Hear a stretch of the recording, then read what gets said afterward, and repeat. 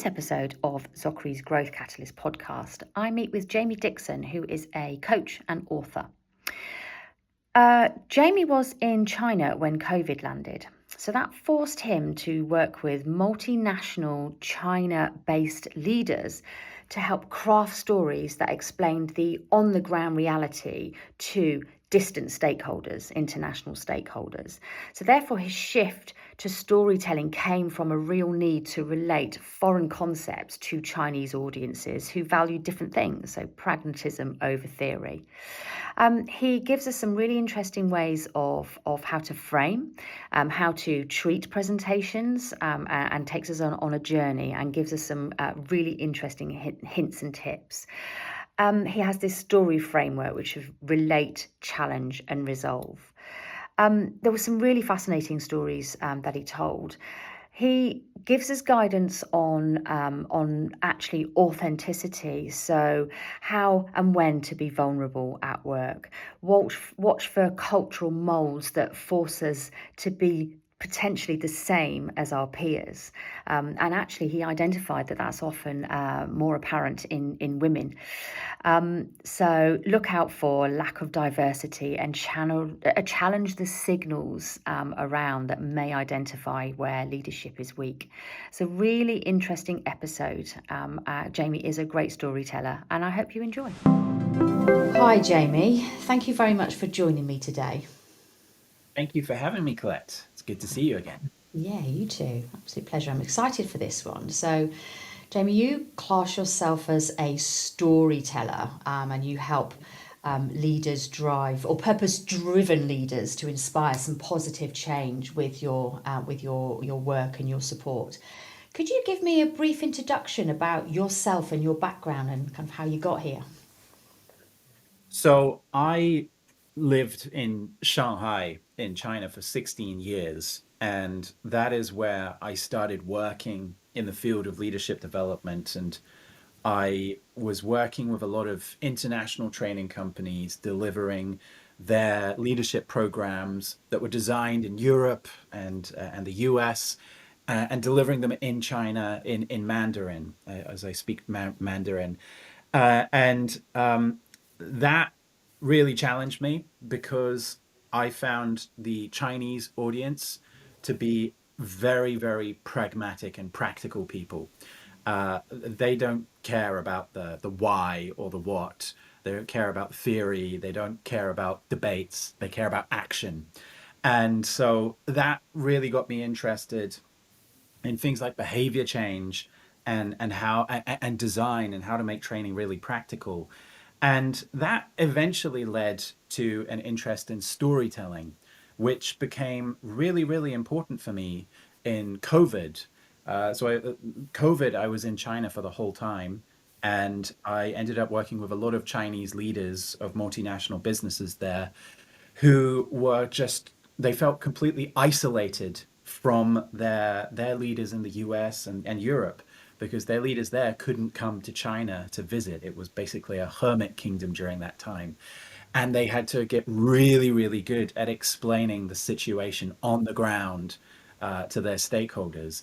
And so in those few years, I found myself doing a lot of storytelling work with people, really helping them to relate the unique situation on the ground in China to a completely foreign audience and explain what was going on in a way that people who'd never been to China could actually grasp. And now I'm back in the UK. I've been back for 2 years. And so I work with a lot of organizations, helping them use storytelling to inspire change and make an impact on their stakeholders as well.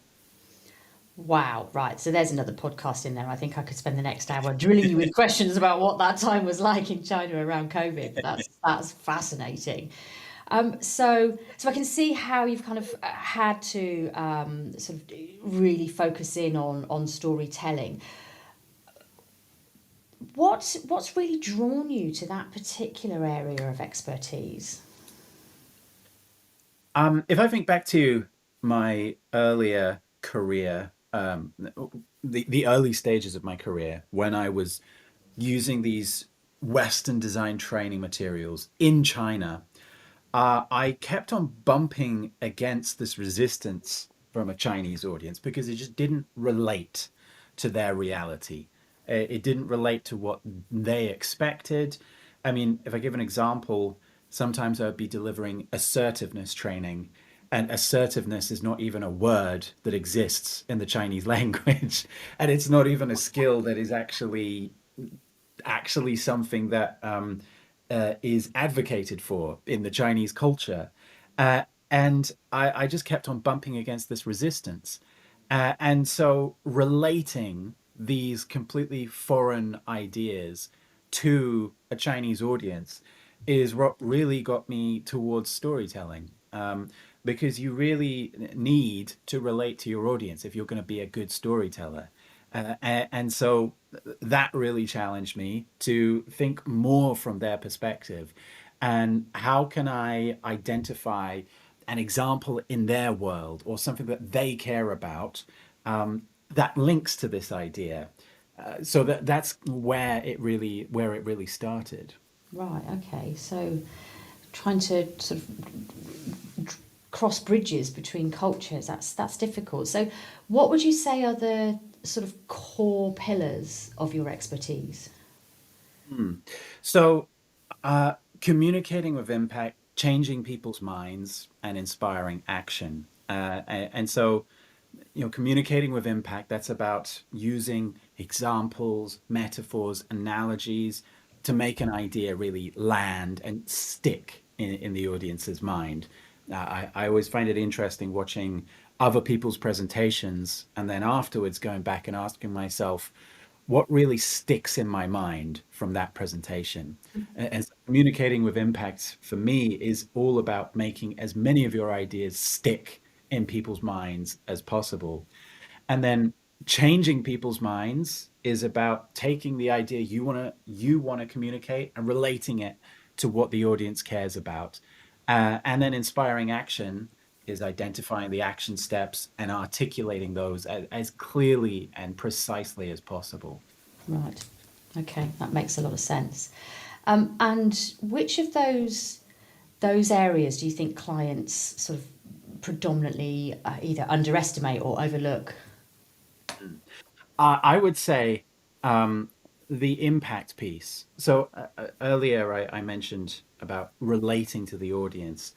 I find this is the thing that is just completely unnatural to almost everyone I speak to. And when I do these workshops, most of the time we're really trying to relate to the audience's perspective.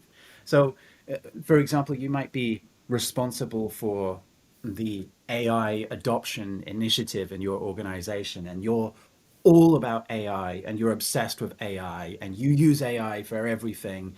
And you will have loads of things you want to talk about AI and how it's helped you and what you're excited about, but instantly you've fallen into the trap of thinking about what you want to talk about and not what the audience needs to hear. And I find in every workshop I do on storytelling, a huge chunk of the time is spent on no, no, no, it's not about what you want to say, it's about what the audience needs to hear, and really helping people transition their thinking in that way. You're making my palms sweat. So, as a ex-agency, I spent too many years talking about what the agency could do for you rather than really focusing on the client problem. Some Not tough everyone lessons does in it. there. And to be honest, I've written books about storytelling. I've designed online courses. I've done hundreds of workshops with thousands of people. Even I find myself falling into that trap. It's just human nature. We don't start our thinking process from what the other person needs to hear. We start our thinking process from, oh, I'm really excited about this. Yeah. So it's just human nature. Yeah. So our listeners, are obviously, kind of CEOs, business leaders, and as you say, that's human nature. We all make the same mistakes. Could you give us a top tip or something actionable that people, when they're writing their next presentation or maybe even their next email to the team, what what could they do? How could they frame it? How could they think differently about their approach to this type of impactful communication? One idea I find that really resonates is to think of a story as a journey. And so, for example, you're talking about AI adoption in your organization. Well, think of it as a journey. I mean, what's the destination of this journey? Maybe the destination is that over 80% of our employees are using AI and we're seeing measurable returns in our investment. That's the destination. And then what's the starting point? Right now we have less than 10% using AI and they're just using it to tidy up their emails. And then what's the journey to get from where we are now to where we want to be, and the steps on the way. And so if you think of your presentation as a journey, what's the destination? What's the starting point? And what are the steps on the way? That's a really good way of stringing all of your ideas together. Because maybe, for example, you have this really great use case for AI that you saw another team using and it was very successful and you really want to share that. So maybe that links to a step on the journey, for example. Maybe you have an example of a competitor who is using AI and they're doing things much faster than we are. And so maybe that links to the destination piece of your journey. And so if you think of everything as a journey, there's this sense of motion and movement throughout your presentation, and every idea can be strung together to each step of the journey. And that way it becomes really, really easy to structure your ideas. I like that. That sounds. I'm kind of got the stepping stones being the path, and then Yes. the destination. Would that be the objective that you're trying to achieve? So, if you're looking at AI adoption, you're maybe talking to your colleagues about being able to use it, and maybe trying to achieve X, Y, and Z with it. So that's your objective. So actually taking them on this journey to how they could do that. That's Yeah, and on your point about stepping stones, that is a really important piece of behavior change. And when I was working with Chinese audiences, that was the piece that I found they really wanted. So if I'm giving a training on how to give effective feedback, don't be judgmental, be specific.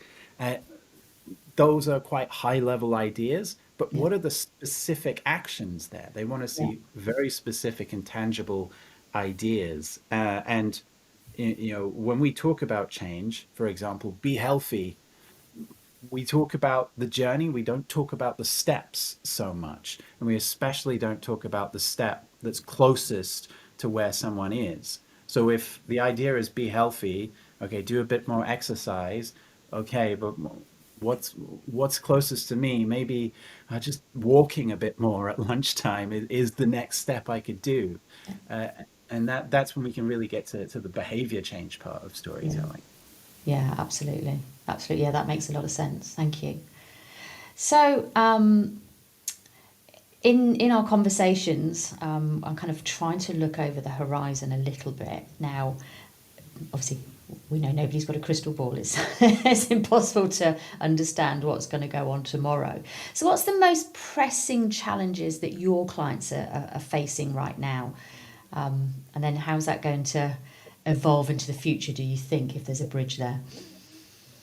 I think there are a hell of a lot of changes going on in the world right now, and everyone has change fatigue, but we still need to change.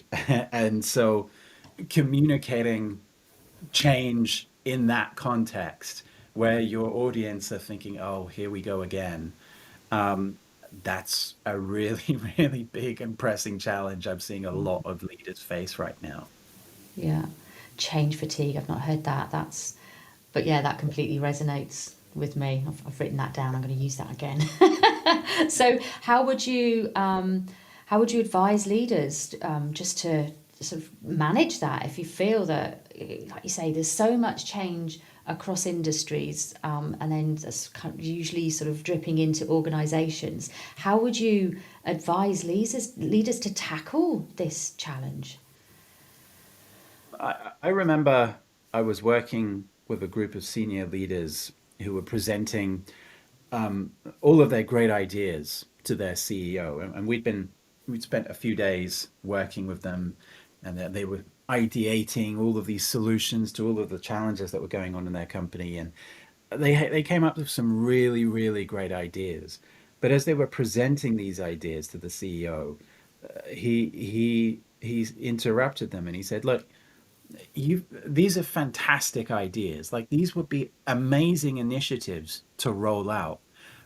But I've got to remind you, our leaders already have dozens and dozens and dozens of initiatives that they're being bombarded with. And we can't just keep rolling out new initiative after new initiative after new initiative. We really have to simplify things and make their life as easy as possible because they're overwhelmed. And so one thing I think for leaders to think about, if you're at the top of the organization, it's very easy to get excited about change and the possibilities that this change could bring. Um, and there's this idea called the marathon effect, where when we roll out change in an organization, we have people at different stages of the marathon. And we have the senior leaders right at the front of the pack who are leading the way. And then somewhere in the middle of the pack are the middle managers who are trying to push things through. And then we have the stragglers at the end. And you can't think that everyone is like you. Not everyone is at the same level as you. There are going to be stragglers at the back. And so you really have to simplify your ideas, be very ruthless in which idea you choose to execute on. Don't go for anything and everything and bombard people with change all the time.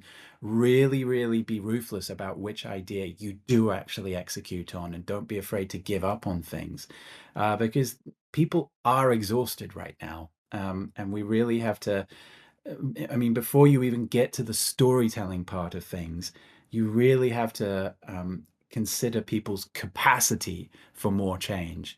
Because if they don't have the capacity for it, it's probably not going to work out for them. Yeah. Yeah, that's really interesting. I was talking with Matt Roberts last week of ZOKRI, and he was talking about compounding advantage, which I thought was really interesting. So actually, everything that you're saying there. So obviously, you need to understand which area you're focusing on, how to prioritize those ideas. So that's where obviously a planning and strategic framework comes into place. But then actually that compounding advantage is, what are the tiny stepping stones or micro pieces of work that make the difference to every single KPI or OKR or whatever it is, or whatever task or goal it is you're working towards. How do you just sort of, micro move the needle with this compounding advantage? So that's absolutely what you're saying there. Yeah. Yeah, you have to be very careful about what you do actually decide to do. Not Yeah. everything's going to work, and you're going to get a lot of resistance. So you may as well assume there's going to be resistance. So what is worth facing that resistance? Yeah. Yeah, absolutely. Do you have any tips on how to help leaders sort of deal with that kind of that resistance, those dissenters? So my storytelling framework is called Relate, Challenge, Resolve. And the idea is that every story is about a character and a situation the audience can relate to. They meet a challenge and then they resolve the challenge. Now, in communication, it works the same way when it comes to communicating change. First, we need to relate to where the audience are and what they feel and what they care about. And so start by saying things like, I know these last few years since COVID, it's been really tough. You've been through an enormous amount of changes and you're feeling a bit lost. And I completely understand that. Um, and it's only when you relate to the audience enough. And by the way, a little KPI for relating in a presentation is how many times do the audience nod their heads when you're talking? and, Good numbers and today. yeah, and the more they're nodding their heads, the more you're relating to them. And it's only when you relate to them enough that you gain permission to actually start challenging their thinking. And that's the challenge part of the message. It's where where you help them see something that they didn't realize, or where you point out a flaw in their thinking. And this is the part in your presentation where you say, I know you're all exhausted from change. I don't want to give you more change. But the reality is, if we don't change, we'll become irrelevant. And if you don't first build upon a foundation of relating and showing that I really get it, and I really care for you, you don't get that permission to challenge them. And that's where it becomes a real struggle to change people's minds. So that relate piece is absolutely essential when it comes to change communication. How could you advise leaders that perhaps struggle with kind of showing vulnerability? Because that takes empathy and vulnerability, right? So I'm not suggesting that leaders don't understand what's going on with, you know, their teams or their organization or their customers, but perhaps if they're not able to easily sort of show that vulnerability and empathize, have you got any sort of top tips on that? It's useful to reflect on times when you have seen other leaders be vulnerable and the impact that had on people. Because when you share that, uh, I I used to be a bit too stubborn, and that got me into a lot of trouble. Or I remember the first time I did public speaking, and I was almost in tears as I was walking up to the stage. If you share those things, suddenly it just softens the audience. They see you as a human.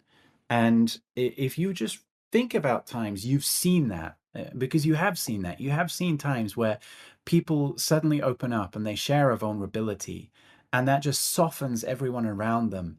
Everyone around them starts to lower their guard, and then we can all speak like an actual human. And yes, maybe sometimes it can backfire. I do think it's better to be vulnerable when you've already built up a foundation of trust. And if you don't have that trust, it's not a good idea to go straight in and be vulnerable. Um, maybe you're a new CEO, you've just been brought into the organization, it's your first town hall meeting, no one knows who you are, and from the beginning you're sharing. To be honest, I do have doubts. I'm not entirely sure if I can finish this job. If you do that before you've even established any trust, that is where vulnerability can really damage your credibility.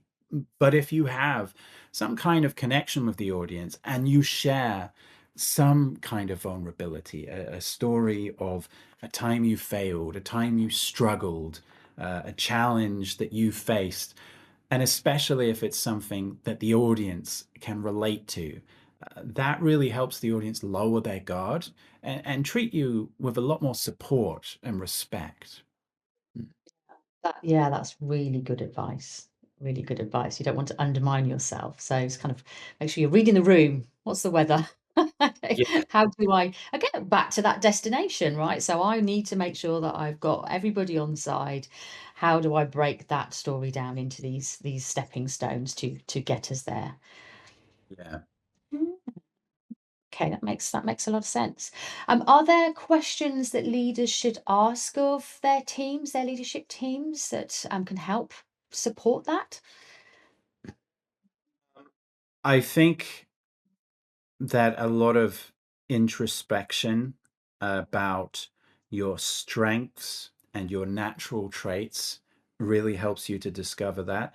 I do notice, I was in a program recently, and I noticed it was a very senior level of leadership. We had male participants and female participants, and I noticed amongst the male participants there was a fair amount of diversity in terms of personality. There were the more introverted types, there were extroverted types, there were the bubbly types, the serious types.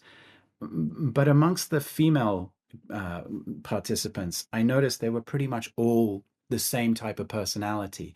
They were all very direct, very assertive, very confident, and that's great. But what it told me was that the organization had a mold for and the mold was a lot tighter for females. And only if you are this kind of style will you make it through. And it was a little bit looser for males, and we have people who will conform themselves to that mold, and at some point or another, it will catch up with you. And then we have other people who they naturally fit the mold, and great, it's going to be very easy for you. But if you find yourself starting to get a lot more stressed out than you've ever been, if you find yourself getting strange tension in your body, like maybe you're really struggling to breathe, or you have a strange ache in your back or your shoulder or whatever that even doctors are like, we don't really see what's going on here. This is your body's way of communicating with you and letting you know that you're not being yourself. And if you've had experiences like that, that is a time to really start reflecting and really start identifying, who am I? Like what actually comes naturally to me? What am I actually really good at? What is really, really easy to me? Uh, and that's when I think you can become a real leader, because you're then using your natural strengths in the most natural way. And we all go through situations like that. We all go through situations where, a number of times I've been in a workshop in front of these leaders, and I'm in my head, I'm going, how on earth did I get here? Like this I don't belong here. Why are they going to listen to me? The number of times I've had that running around in my head, we've all been in situations like that, and we learn from those situations more about ourselves. And then we use those lessons about ourselves to go and find, what am I actually really good at? And so I think if more people reflect on the times you've been in situations like that, where you really did not fit the mold, and you really had to squeeze yourself so much, it caused you immense stress, that's a time when you discover who you really are. And when you can share stories about that, you will really get a lot of people in the audience suddenly going, oh, that's what I needed to hear, and building an instant connection with you. We've all had experiences like that, and it's good to talk about them. Yeah, that's really profound, um, because when you're not behaving yourself and you are trying to fit into a mold, I mean, oh, just yeah, it's cast my mind back, and that really does resonate. But that's really difficult to, first of all, to recognize. Like, you just sort of head down, march on. It must be me. Can't be the organization. At what point does that turn to bitterness, sorrow? Really starting to impact your personal health. So what could, like, a much more strategic HR team look like, or a leadership team, or a good CEO? How could they identify those that's going on? Because people tend to cover it up, don't they? If an environment has made these molds and made people to act inside of this mold shape, they're not being themselves. It's probably very difficult to see who you truly are. So what could good leadership and good strategic HR do to try and find that and identify it and rectify it before it's all too late? You know, I'm not much of an expert in this area. I'm sure there's other people who have more specific insights, but what comes to mind for me is, if you look around, or if you look around you at the leadership team surrounding you, how much diversity is there? I had one leader once share that he works in an office, and he he secretly calls his team the stale males, because they're all white males in their 50s, quite set in their ways. That is an indicator. And it's not just males. It might be, you're all females as well. You're all the same style. You're all the same kind of personality. That's an indicator that maybe maybe we're lacking a bit of diversity here, and also maybe we're putting a bit too much pressure on people to not be themselves. Um, uh, Professional mob mentality. yes, yeah, exactly. Uh, because once you do have a group of people come together, and people want to belong to that group, it inevitably comes with a sacrifice of critical thinking, because and sometimes the sacrifice is not very big, sometimes it's massive, but you want to belong to this group of people, and they all think that I don't know. They all think that doing things virtually is the way forward. Face to face, that's in the past. We've got all this technology, and everyone's agreeing with that. And you're thinking, well, I want to belong to them, so yeah, absolutely, you're completely right. You won't go ahead and challenge that thinking, and that to me is an important part of leadership. So my framework: relate, challenge, resolve. The challenge is where you go from being a populist influencer to a leader. Because and I won't go into a political rabbit hole here, but if you look at um, populist politicians, they hone in on their audience and they tell their audience exactly what their audience want to hear. Um, they don't challenge their audience's thinking. They tell them exactly what they want to hear. And that's relating. And they're very good at relating, but they don't challenge them. They don't give them the hard truth that they need to hear. Um, and so, as a leader, and I would say it's not just leaders, I think good friends do this as well. We challenge each other. We don't just always relate to each other. We also challenge each other because we care about growth. And so, if you're not seeing much challenging in your team, like as in open debate, openly challenging people's thinking, openly pointing out, did you notice we all agreed on that idea very, very quickly? Did anyone notice that? Is that maybe not tell us something?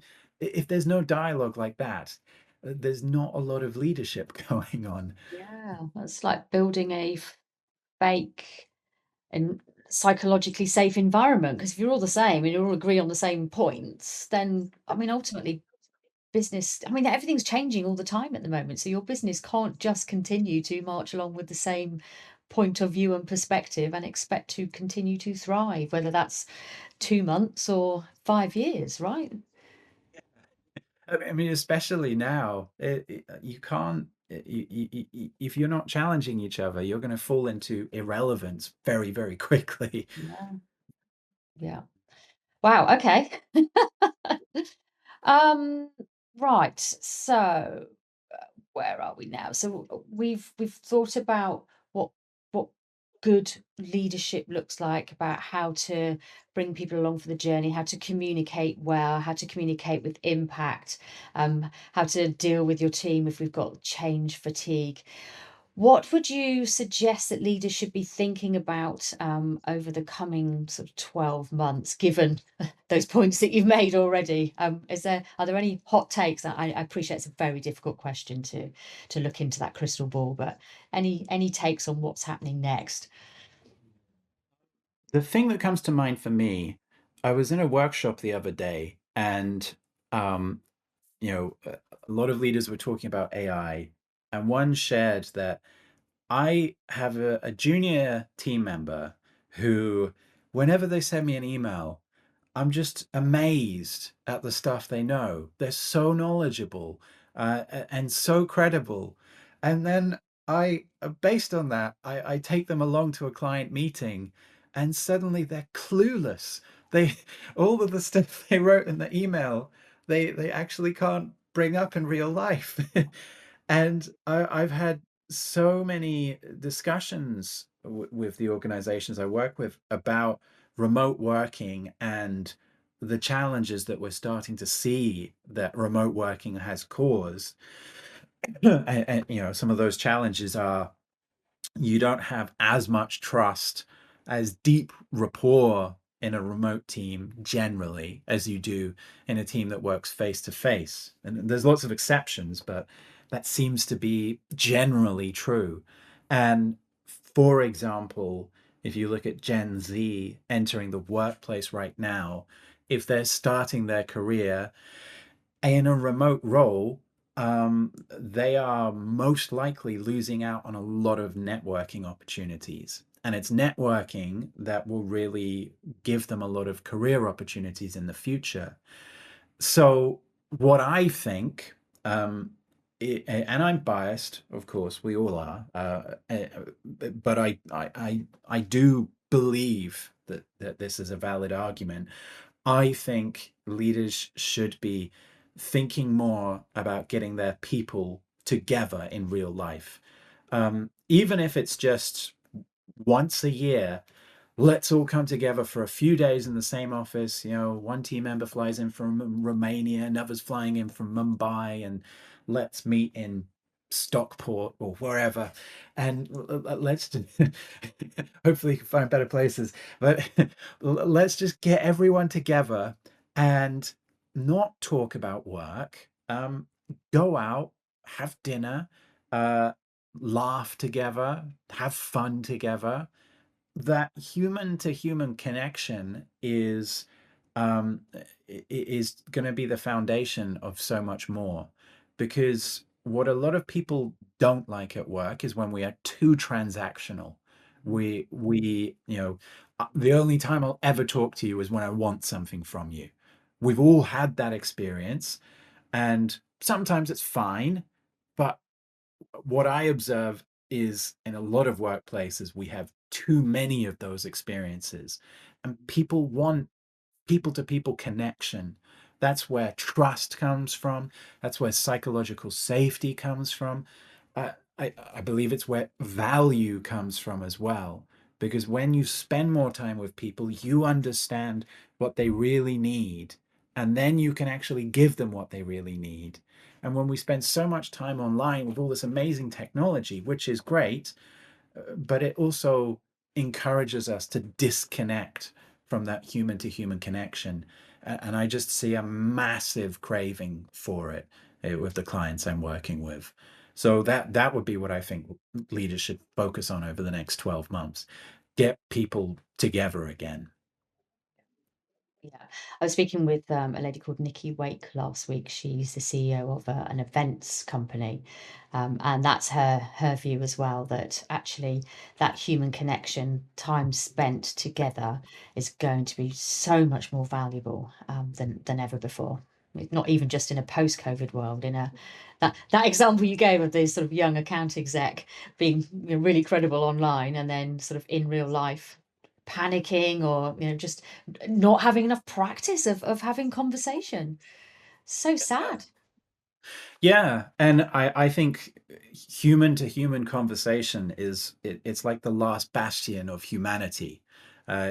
Online, we we might be able to get away with using AI. I could be using ChatGPT right now to prompt me on the answers, and you can't see, but I'm not doing that, and you'd probably guess that I was doing that if I was. But face to face, we can't do that. We're on our own. And we see more and more people use AI to stop thinking and to outsource their thinking. And a face-to-face conversation will expose you. So I think people should be getting ready for more of those moments. Yeah, I mean, I couldn't agree more. I know we're online, but we're having an actual conversation. And I've been doing, huge numbers of these, and I can't remember the last time I was actually so happy in my work, just having conversations with people I've got, in a leisurely time frame, just to really dig into things that have been said. It's not superficial. I'm not just going, morning, how you doing? Yeah, fine, and not even listening to the answer.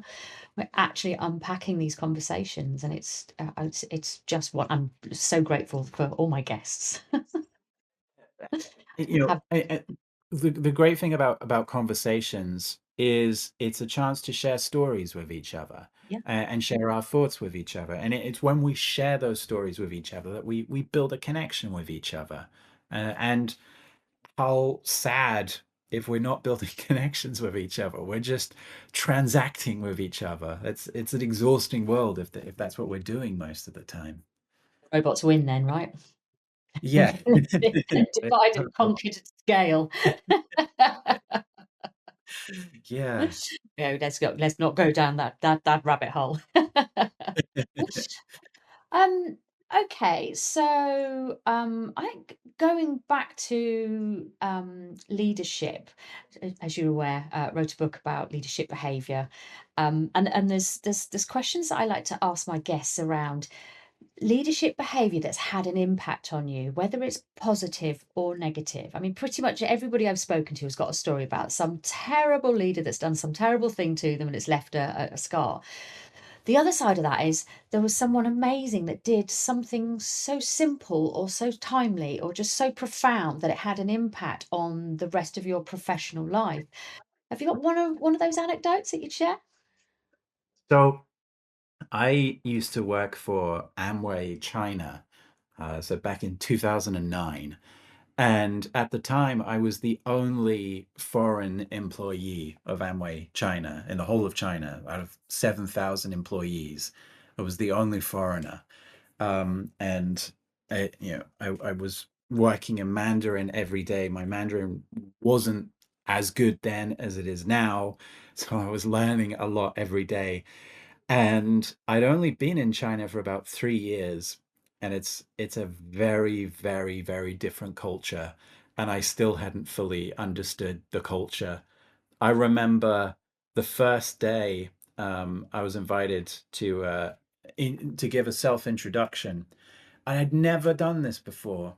Before this, I was working as an English teacher and just having a lot of fun as an English teacher. And I'd learnt Mandarin, and I got headhunted for this job. I was like, okay, I'll do this. I had no idea about professional etiquette or anything like that, or even what Chinese culture expects. And I gave my self introduction. I was like, "Hi, I'm Jamie from England. I like eating and sleeping, and yeah, good to know you all." And then the next person stood up and was like, "Hi, I'm Ben. So I used to work for this company. I graduated from this university, and oh, I used to work on this project, and blah blah blah." And I went, "Oh God." I just completely embarrassed myself. And I had a manager called Alex who was from Taiwan, and he was just exactly what I needed because I was so out of my comfort zone. As you can tell, I was completely out of my comfort zone. I had no idea what was going on. I had no idea what people were saying most of the time as well. But he was just so kind and supportive and patient, and he gave me so many opportunities. And I think because he could see potential in me, so he trusted me.